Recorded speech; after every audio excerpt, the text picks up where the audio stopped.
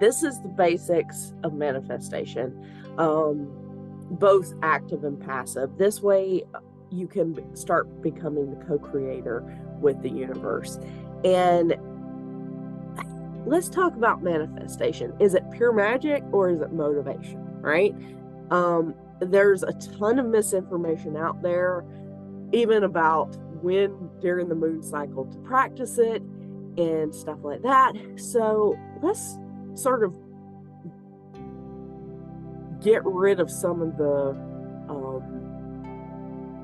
misinformation. My brain is not working this morning. I apologize.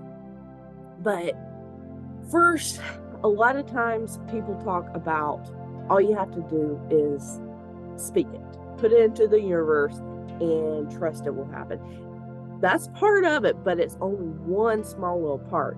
And I'd like to let people know that, to me, there's a lot of spicy psychology that goes with this and everything, but the basic, at the core, manifestation is just a fancy way of saying I'm setting a goal for myself and I'm going to start implementing new movement in that fashion and in that way. So the steps of manifestation are, at least for me, clearing the path, paving the path, asking for help, practicing gratitude, and living with intention. Seems pretty simple, right? So let's hop into what clearing the path can sort of look like for you. Because we don't want to just survive. We want to thrive, right? We want to allow ourselves to dream. And that's the big part. And what do you really want to be your life to be like? That's the big part. And instead of belaboring you with reevaluating your life, I've done several videos of that. And I know I'll be doing another one in the future, because especially autumn is so important on the wheel of the year for us to start practicing. And here I go again, I'm hopping down that rabbit path, but it's so important to reevaluate. And we're in the harvest season, right? We're starting to, everything's really kicking in, and we're getting ready to start moving into the holiday seasons, starting with, Halloween and all of, the way that we practice that. And I know that I'll be sharing a ton more, but it's so important to take time to audit your life and also allow time to process. Have compassion for yourself throughout all of this, right? Because, and that's why it's a cycle. It's not a one and done deal, because we change, or we evaluate, we change, we implement, and then some things may work, some things may not. So, we have to, it's a cycle, just like the moon cycles, right? And so to go ahead and jump into that a little bit, I look at the space between the full moon and the new moon as a time of evaluation, basically, every single month. And there's some varying ideas on this, but I like to look at it as the shape, or the way that we see the moon as it's moving through. Because if you want to utilize the energy of that certain cycle, it sort of tells you when to do it. And a lot of times when you have people just spouting off manifestation tips and stuff like that, they often tell you to do it at the full moon itself. You can. There's nothing wrong with that. But if you think about it, the full moon is full already. And that is our time of celebration. That is our time of, like, taking stock. That's when the harvest comes in, basically. We just had the, or did we have the full moon? No. We just had a new moon. That's why we're doing this.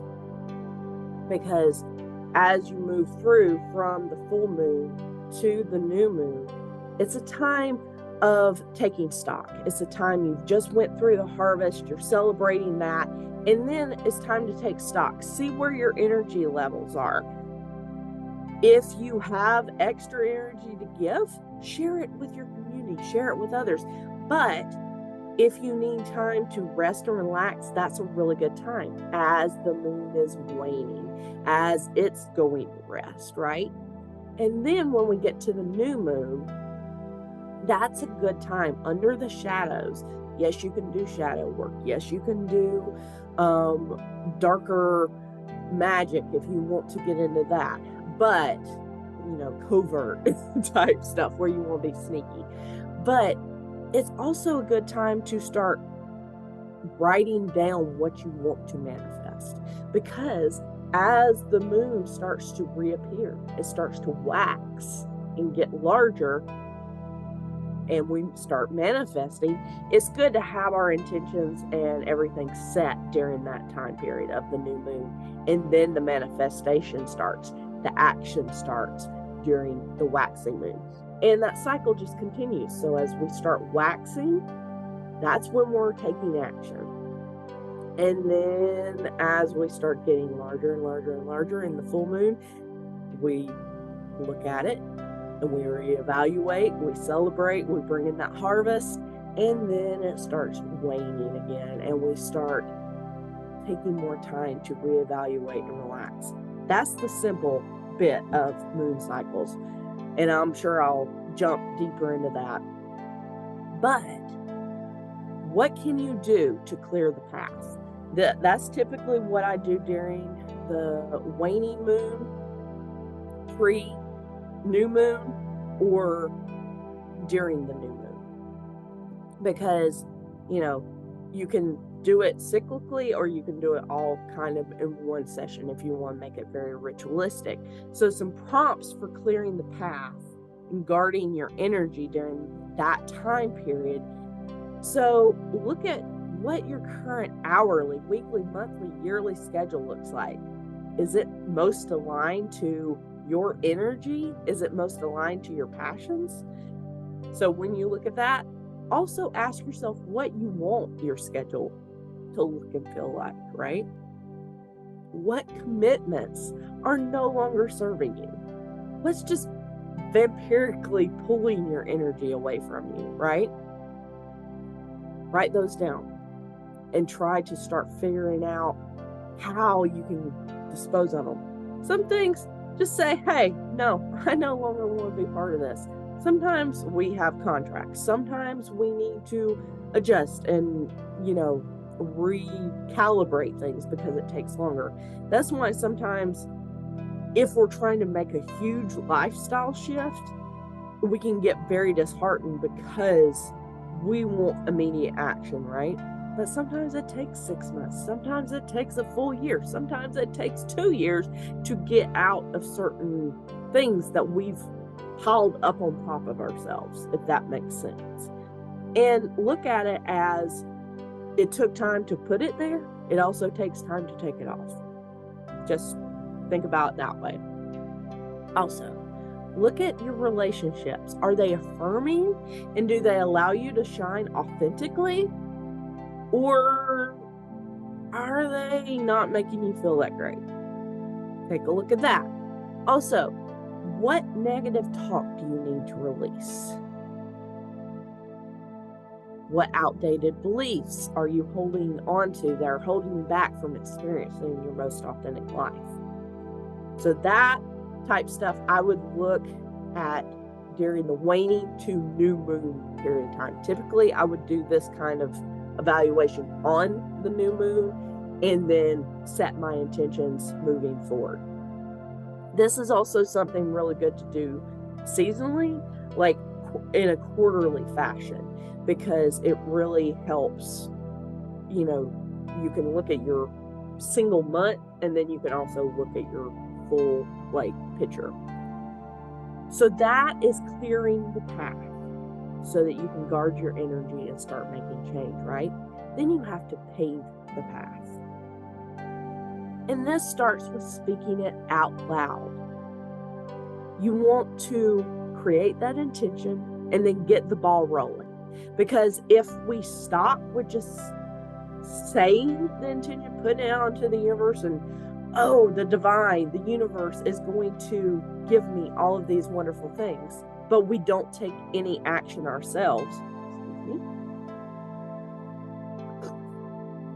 If we don't take any action ourselves, then we keep wondering why things aren't happening, right? It's what I like to say is it's like saying, I want to play the piano, but then never taking lessons, never buying a keyboard or a piano to practice, and then 5 years later being like, well, the universe never taught me how to, or brought me a piano or taught me how to play the piano. Some things you have to get going. Other things can be a little bit more passive, right?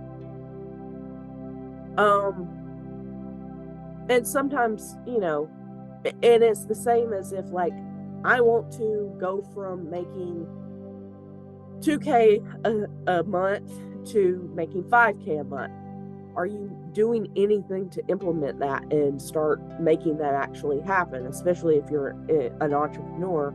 Or are you staying in the same pattern that you're always doing and not figuring out how to push the needle forward? Just evaluate that.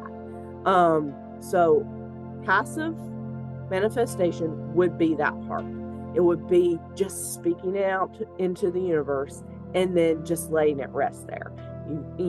But anytime you start doing ritual work with it, anytime you start taking steps toward it, it becomes more active manifestation.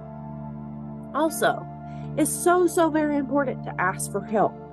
You need to find your allies to assist you and keep you accountable, because a lot of times it can be very difficult to keep the ball rolling, especially if you're trying to start a new workout regime. You're trying to add more movement into your life, or you're trying to do nutrition a different way or something like that. Sometimes you have to ask for allies, and that can look like teachers from your community, like myself. It can also look like asking your ancestors, for guidance. They are the human equivalent. They have the closest connection to us, and they understand how it is to be in this meat suit, right?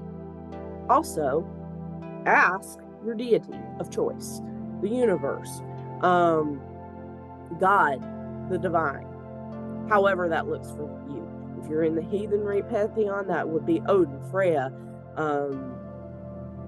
Other Celtic would be like Bridget, or then going into Hellenistic and stuff like that.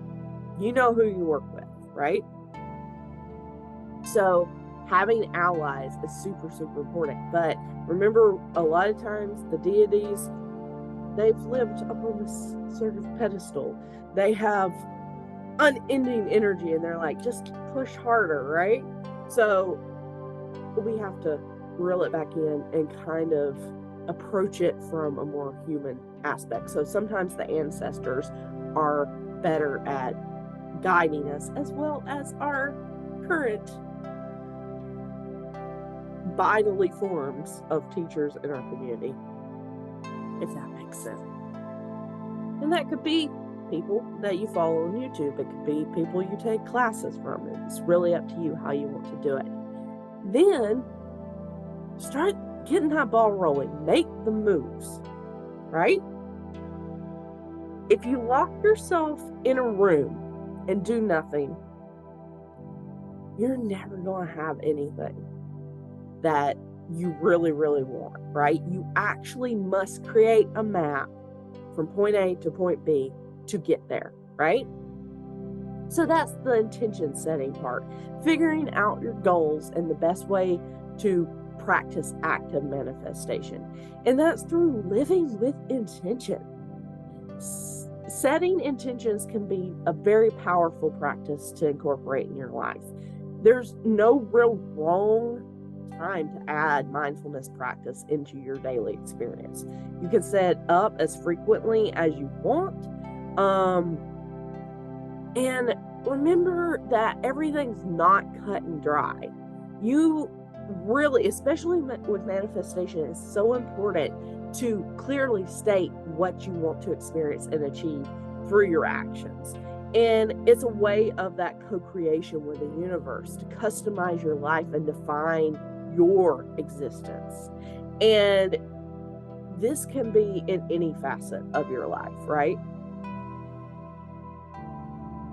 So as you look into that, what are you wanting to do? What is not going to cause a ton of extra stress in your life, but what is going to be able to start recentering your thoughts, your mind, and as you start taking illuminated action, right? And so that could be, I want my mornings to be more at ease. And that could include, you don't touch your phone while you drink your coffee, and you stir intention into your coffee. That's like a little tiny spell that you can do every morning to make your day a little bit, more special. It could be gratitude. It could be grant me peace throughout my day and in being in the present moment and stuff like that. So remember, you are the key component to manifestation and to become the co-creator of your life and bring the reality of your intentions through thought, action, belief, and emotions, right? So that recentering and then taking action is so important as we step on the path to healing and illuminated action and start really making the changes we want in our life. I hope that this has helped you in some way. Excuse me, my nose, the allergies have just been really bad lately, so I need to up my nettle intake, as well as they're switching my shots up and stuff. So, but anyway, y'all don't need to know about that. The main thing is, if you found this helpful, please take and share it with others. And it helps me if you like and subscribe to my YouTube channel or to my support groups and stuff like that. And you can always find me, Keeper of the Old Ways, Lauren G. Koch, Creative Wellness. And I hope you have many, many blessings this week of Mabon and a bright, bright manifestation. Have a wonderful week.